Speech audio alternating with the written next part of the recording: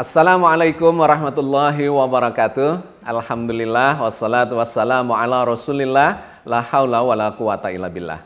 Sahabat sekalian, bersyukur pada Allah kita berjumpa lagi di dalam program Cangkir Tasawuf Modern episode 274.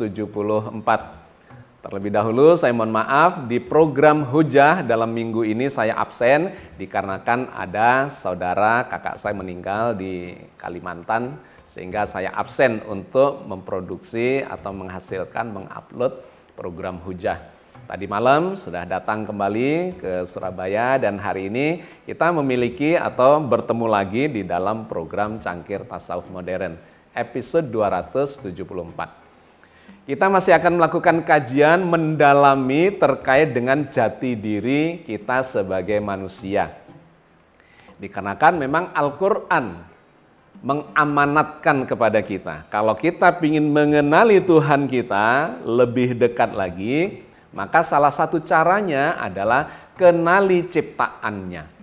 Kenali jagat raya dengan segala isinya dan kenali juga diri kita sebagai makhluk paling sempurna yang diciptakan Allah di alam semesta ini. Maka Allah berfirman salah satunya di dalam surat Adz-Dzariyat 20 dan 21 di mana dikatakan di sana oleh Allah, wa fil ardi ayatul lil mukinin wa fi anfusikum afala tubsirun.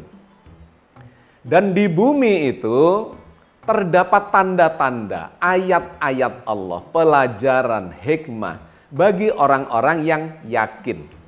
Dan juga pada dirimu sendiri. Afala tubsirun, apakah kalian tidak memperhatikan, tidak mengamati, tidak mengobservasi, melakukan penelitian lebih mendalam? Untuk apa? Supaya kita mengenal Allah melalui ayat-ayatnya. Sehingga di kalangan para pelaku tasawuf itu dikenal sebuah ungkapan bijak yang mengatakan bahwa man arafa nafsahu faqad arafa rabbahu. Barang siapa mengenali dirinya, maka dia akan mengenali Tuhan yang menciptakannya. Oke, sahabat sekalian, di episode yang lalu kita telah melakukan kajian terkait dengan jiwa. Melacak jejak sang jiwa setelah kematiannya. Ini adalah bagian dari proses mendalami eksistensi diri kita. Bahwa eksistensi kemanusiaan kita sesungguhnya adalah sang jiwa. Badan itu bersifat material yang menjadi wadah saja bagi sang jiwa. Sedangkan yang ketiga, roh itu adalah sistem informasi, sifat-sifat ketuhanan yang menghidupi badan kita sekaligus menghidupi jiwa kita. Kita sudah mendapatkan kesimpulan dari episode-episode yang lalu bahwa Allah menciptakan badan kasar kita yang material dengan jiwa yang bersifat energial itu sekaligus. Bukan jiwanya diciptakan terlebih dahulu kemudian barulah dimasukkan ke badan. Ini adalah pemahaman yang tidak terdapat di dalam Al-Quran. Sebagian kita mengira bahwa jiwa diciptakan lebih dulu, kemudian diciptakan badannya, dimasukkanlah jiwa itu ke dalam badan itu.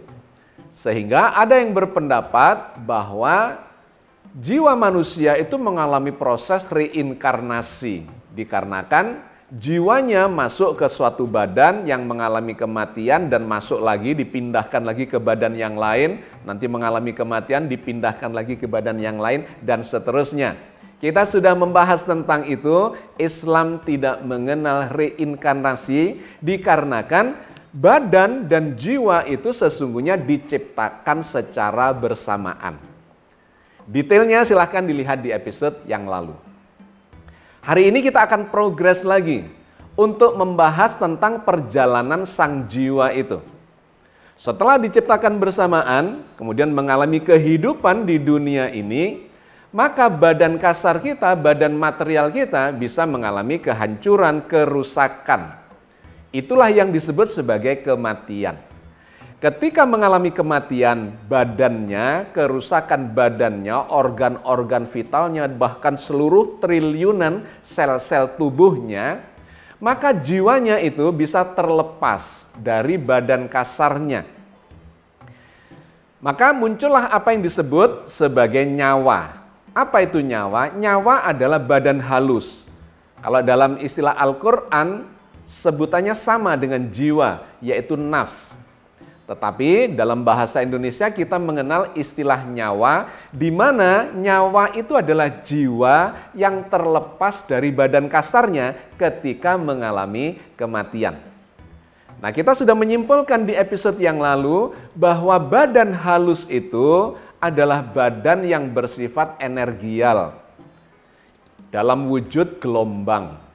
Nanti kita perdalam apa itu energi dan apa itu gelombang, yang sebagiannya sebetulnya sudah kita bahas di episode yang lalu.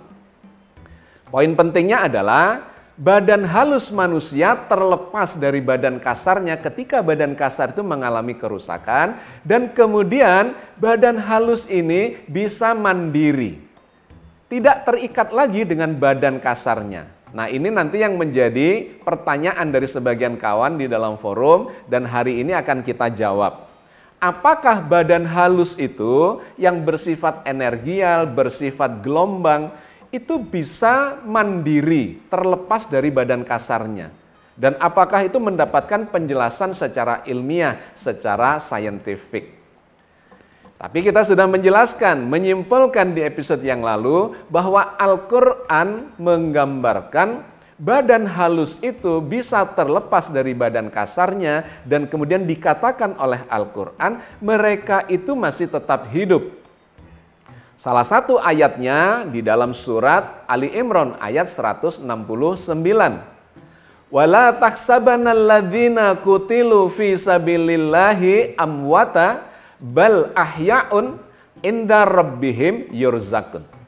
Janganlah kalian kira orang yang gugur di jalan Allah, orang yang syahid, orang yang wafat, yang meninggal di jalan Allah itu mati.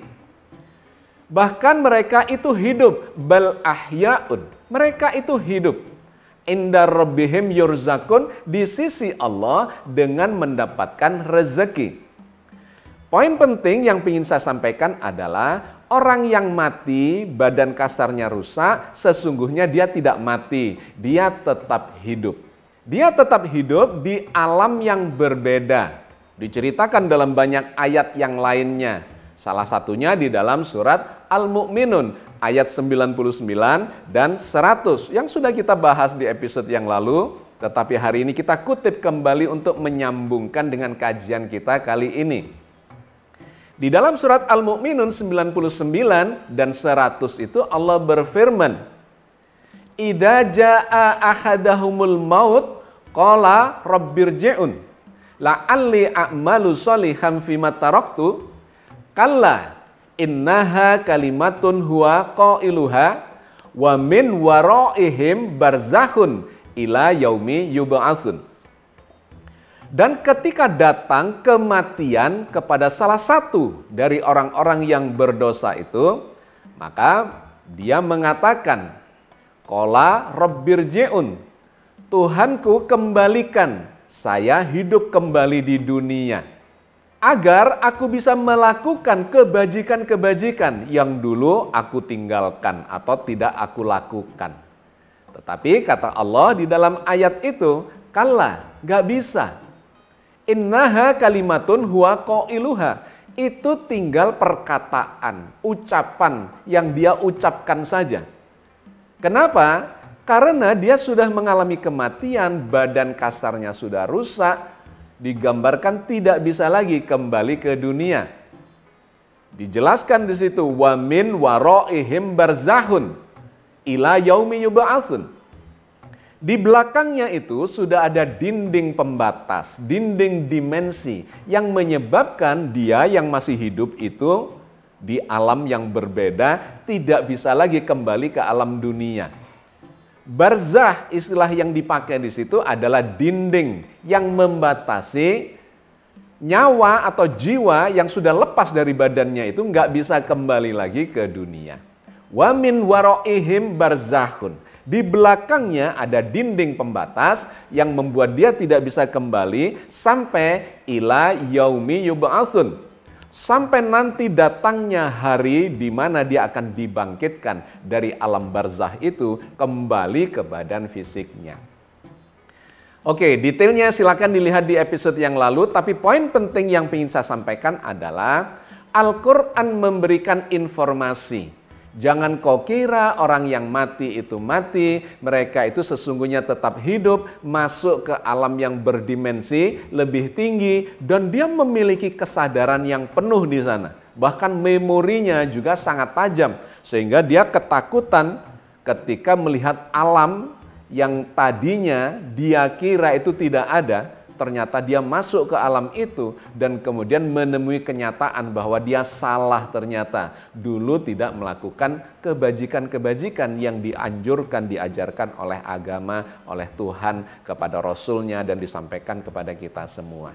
Oke sahabat sekalian, lantas muncullah sejumlah pertanyaan di dalam forum kita terkait dengan jiwa dalam bentuk energi dan gelombang itu yang digambarkan terlepas dari badannya dan bisa hidup mandiri. Pertanyaan-pertanyaan yang muncul seputar itu, yang pertama adalah, apakah benar energi dan gelombang itu bisa mandiri tanpa ada materi? Jawabannya secara ilmiah adalah benar, pasti. Nanti saya uraikan bagaimana penjelasannya. Tetapi energi itu sesungguhnya bisa muncul tanpa ada materi.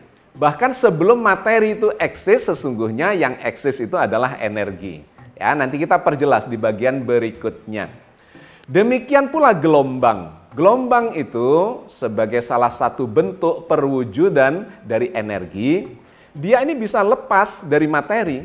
Seperti gelombang radio yang dipancarkan dari stasiun pemancarnya, maka dia lepas dalam bentuk gelombang. Dan gelombang itu kita bisa tangkap di mana-mana. Dan di dalam gelombang itu ada informasi di dalamnya. Baik informasi dalam struktur frekuensinya maupun dalam bentuk amplitudonya atau struktur gelombang tertentu yang menyimpan kode-kode informasi di dalamnya. Nah, pertanyaan berikutnya adalah apakah gelombang itu bisa merambat tanpa adanya materi? Jawabnya bisa. Memang ada gelombang yang merambat dengan membutuhkan materi. Secara konduktif misalnya, merambat di material padat. Itu adalah yang bersifat konduktif. Jadi kalau ada batang besi, salah satu ujungnya dipanasi, maka gelombang panasnya ini merambat di materi sampai di ujung yang lain panasnya itu. Itu adalah cara perambatan yang pertama. Yang kedua adalah merambat secara konveksi. Tidak merambat di padatan atau material padat, melainkan merambat di cairan atau gas yang disebut sebagai zat alir.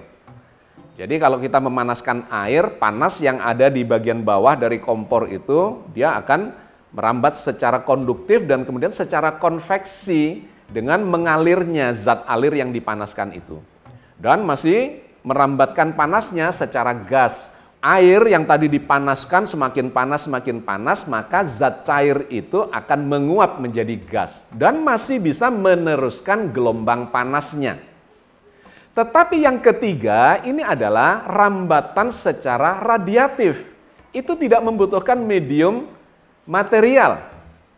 Cahaya matahari nun jauh di sana 150 juta kilometer dari bumi. Salah satu rambatan gelombangnya adalah melalui radiasi. Nah, radiasi ini tidak membutuhkan medium yang bersifat material, tetapi langsung saja dipancarkan. Maka sampailah panas yang berasal dari matahari yang jaraknya 150 juta kilometer itu sampai di bumi dengan kecepatan radiatif. Artinya saya ingin menunjukkan bahwa gelombang itu untuk merambat tidak selalu membutuhkan material. Itu adalah pertanyaan yang ketiga. Pertanyaan berikutnya lagi, dia membuat statement bahkan tidak ada gelombang tanpa adanya materi. Nanti kita jelaskan pada bagian berikutnya. Lebih dahulu mana antara gelombang dengan materi itu? Dan lebih jauh lagi, lebih dulu mana antara materi dengan energi. Sehingga kawan kita ini menyampaikan bahwa sebetulnya jagat raya yang sekarang ini berisi material yang sedemikian besarnya dan jagat rayanya sedang mengembang, yang kalau kita tarik ke masa lalu itu berasal dari Big Bang, maka menurut dia itu menunjukkan bahwa jagat raya ini substansi dasarnya adalah materi. Jadi Big Bang itu sendiri sesungguhnya adalah kumpulan materi yang dimampatkan, dipadatkan, dan kemudian meledaklah yang disebut sebagai Big Bang itu dan mengembang terus sehingga sampai sekarang materi itulah yang eksis. Maka dia berkesimpulan sesungguhnya jagat raya ini substansinya adalah materi terlebih dahulu. Nah, ini sesungguhnya adalah salah kesimpulannya. Dikarenakan kalau kita tarik sejarah munculnya materi, sesungguhnya materi itu muncul dari energi. Yang hakiki itu sesungguhnya adalah energi. Dan itulah yang disebut di dalam hukum fisika sebagai hukum kekekalan energi. Tidak ada hukum kekekalan materi misalnya. Itu nggak ada. Karena materi itu bisa berubah dan rusak bahkan musnah. Tetapi energi itu berubah tapi tidak bisa musnah. Hanya berganti bentuk saja.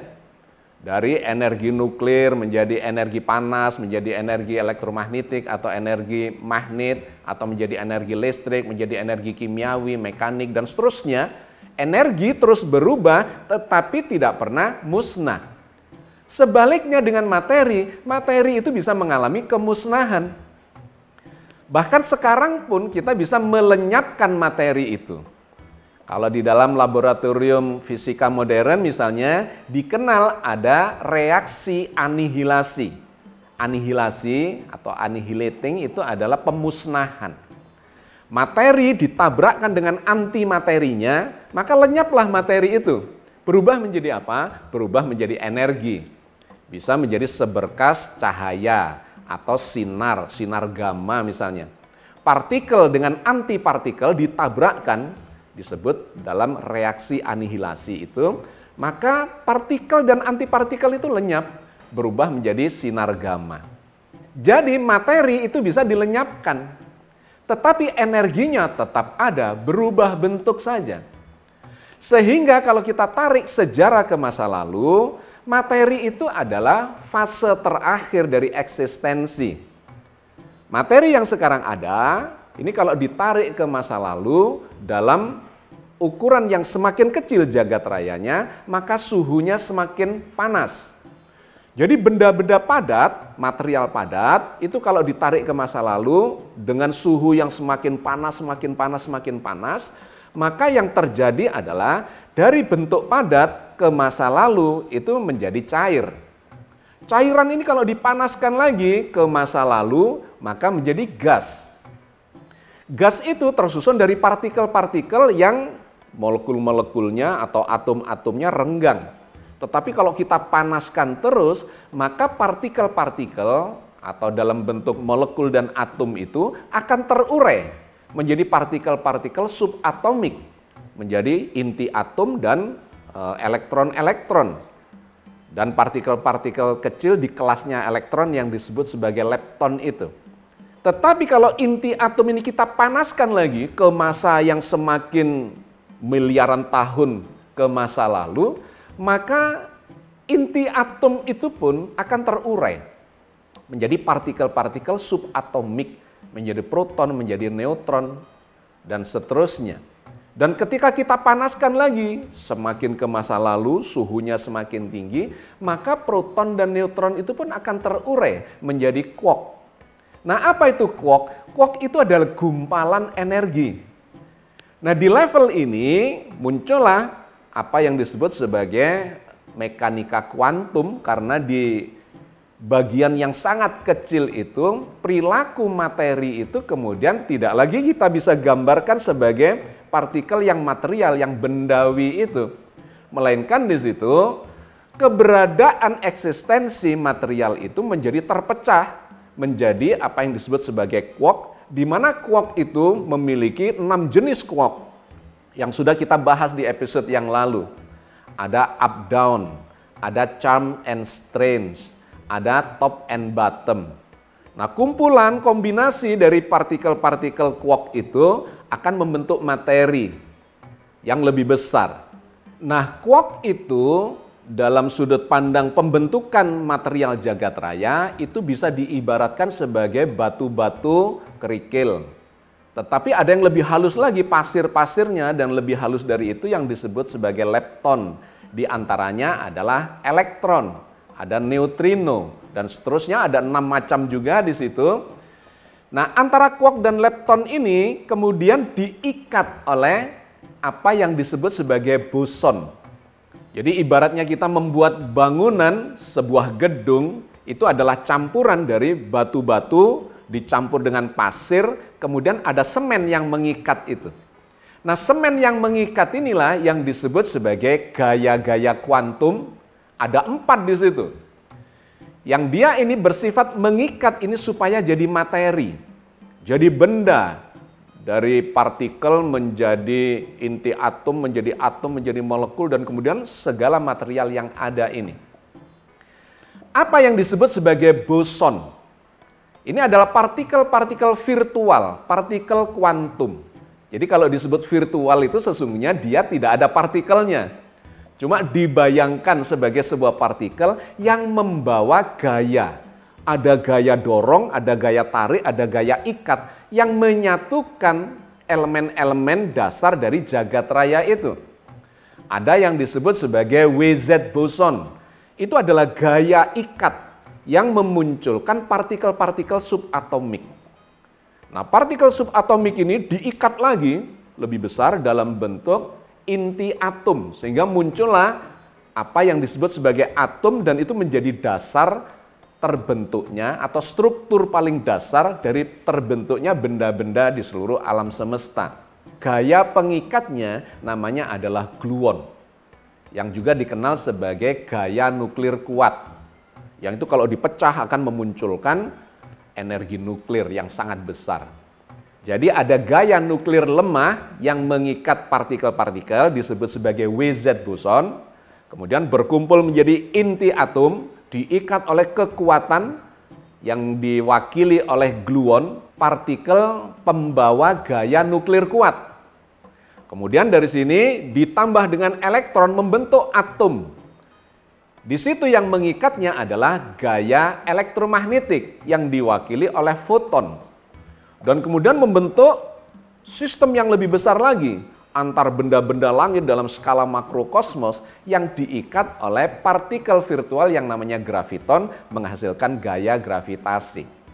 Dan yang lebih menarik lagi yang baru diketemukan cukup menghebohkan adalah yang disebut sebagai Higgs boson.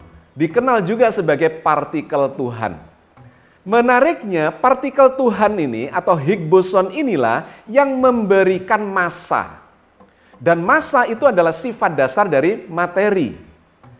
Artinya apa? Sesungguhnya material itu terbentuk dari dinamika kuantum ini. Yang memberikan massa adalah partikel Higgs boson itu. Tanpa ada partikel Higgs boson, maka tidak muncul materi. Tidak punya massa. Nah, sahabat sekalian, dengan kata lain secara sederhana, sesungguhnya materi, seluruh benda di jagat raya ini muncul dari dinamika kuantum. Itulah yang disebutkan oleh Stephen Hawking sebagai fluktuasi kuantum. Sehingga ketika ada kawan kita yang menggambarkan dengan kesimpulan bahwa jagat raya yang besar ini kalau ditarik ke masa lalu mengecil, muncul dari titik singular, dan dia masih menggambarkan titik singular itu adalah materi, itu sesungguhnya adalah salah besar. Dikarenakan di level atau di fase singularitas itu sesungguhnya tidak ada lagi materi. Yang ada adalah energi yang bersifat skalar, potensi energi yang kemudian berdinamika memunculkan gaya-gaya. Dan dari dinamika gaya-gaya atau yang disebut fluktuasi kuantum itulah muncul materi. Jadi sekali lagi, substansi hakikat dari jagat raya ini sesungguhnya bukan materi. Tetapi materi itu adalah salah satu bentuk dari energi. Energi yang menggumpal. Yang digambarkan diberi masanya oleh Higgs boson itu, maka itulah benda atau itulah materi. Jadi materi itu tidak mengalami kekekalan atau hukum kekekalan materi, itu tidak ada. Yang ada adalah hukum kekekalan energi. Nah, yang menarik sesungguhnya energi itu bersifat statis. Dia disebut sebagai skalar dalam fisika modern. Skalar adalah besaran yang statis, yang tidak punya arah, tidak punya dinamika, potensi saja. Nah, menariknya energi yang bersifat potensial, statis ini tiba-tiba berfluktuasi, berdinamika, menjadi gaya-gaya dasar jagat raya atau alam semesta. Sehingga di situ muncullah pertanyaan yang sangat mendasar, siapa yang menjadikan energi yang bersifat potensial itu tiba-tiba berdinamika, berfluktuasi, pasti ada yang memulainya. Maka itu menjadi dasar ilmiah bagi orang-orang yang beragama bertuhan, bahwa sesungguhnya potensi energi jagat raya itu ada yang memicu, melakukan starting supaya terjadi dinamika fluktuasi kuantum, memunculkan gaya-gaya kuantum yang 4 tadi, gaya nuklir lemah, gaya nuklir kuat, gaya elektromagnetik, dan gaya gravitasi. Inilah yang membentuk medan kuantum. Sehingga di dalam pemahaman kosmologi, penciptaan jagat raya atau munculnya jagat raya digambarkan oleh mereka, diantaranya adalah Stephen Hawking, jagat raya muncul dari dinamika kuantum atau dari fluktuasi kuantum. Di titik singular itulah tiba-tiba ada sebuah medan kuantum yang disebut sebagai quantum vacuum state. Apa itu vacuum state? Vacuum state adalah kondisi vakum, tidak ada materi di situ, tidak ada benda. Yang ada adalah dinamika gaya-gaya kuantum yang kemudian memunculkan materi. Ya, jadi ini adalah jawaban yang sangat lugas dari pendekatan ilmiah bahwa hakikat alam semesta bukan materi, tetapi energi. Energi yang bersifat statis tiba-tiba menjadi berdinamika, berfluktuasi, dan memunculkan realitas jagat raya ini. Nah, sahabat sekalian, lantas apa kaitannya dengan eksistensi jiwa yang sedang kita bahas ini? Jiwa adalah eksistensi energial yang itu menjadi bagian tidak terpisahkan dari material. Tetapi kalau ditanyakan sesungguhnya ditarik ke masa lalu, energi itu lebih substansial dibandingkan dengan materi. Tetapi Allah menciptakannya secara bersamaan di dalam rahim. Dibentuklah struktur materinya dalam bentuk badan kasar, maka secara bersamaan di situ muncullah energi atau struktur energi dalam wujud fungsi gelombang. Nah, ketika materinya rusak mengalami kematian, maka energi ini bisa lepas dari badan material itu dalam wujud gelombang. Karena memang energi dan gelombang itu sesungguhnya lebih substansial dibandingkan dengan materi. Energi dan gelombang itu bisa eksis secara mandiri meskipun tanpa ada materi. Nah, ini menjadi jawaban dari pertanyaan kawan kita di dalam forum bahwa orang yang mengalami kematian, badan halusnya dalam bentuk gelombang atau dalam bentuk energi dengan fungsi gelombang itu bisa terlepas meskipun badan kasarnya sudah mengalami kerusakan. Dia masih hidup di dalam pengaruh kesadaran ruhiyah. Nah, ini nanti menjadi kajian yang selanjutnya atau di episode-episode selanjutnya terkait dengan fungsi kesadaran. Dikarenakan ada kawan kita juga di dalam forum yang menanyakan atau memberikan kesimpulan bahwa roh itu tidak ada, jiwa itu tidak ada, yang ada sesungguhnya adalah kesadaran. Dan itu adalah kesimpulan dari sudut pandang sains modern, diantaranya adalah neuroscience. Tetapi nanti kita akan melakukan kajian kritisnya, karena neuroscience itu hanya berada pada tataran organ tubuh saja yang namanya otak. Padahal otak itu tersusun dari bagian-bagian yang lebih kecil yang bersifat energial dan bersifat kuantum. Sehingga kita akan melakukan kajiannya secara lebih mendasar.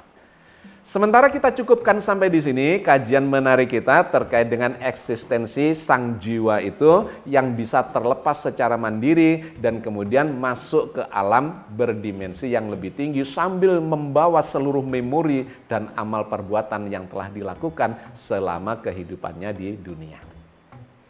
Mudah-mudahan memberikan tambahan pemahaman terkait dengan eksistensi diri kita dan mudah-mudahan Allah senantiasa membimbing kita di atas jalan yang diridhoinya untuk semakin mendekatkan diri kepadanya. Amin ya rabbal alamin. Assalamualaikum warahmatullahi wabarakatuh.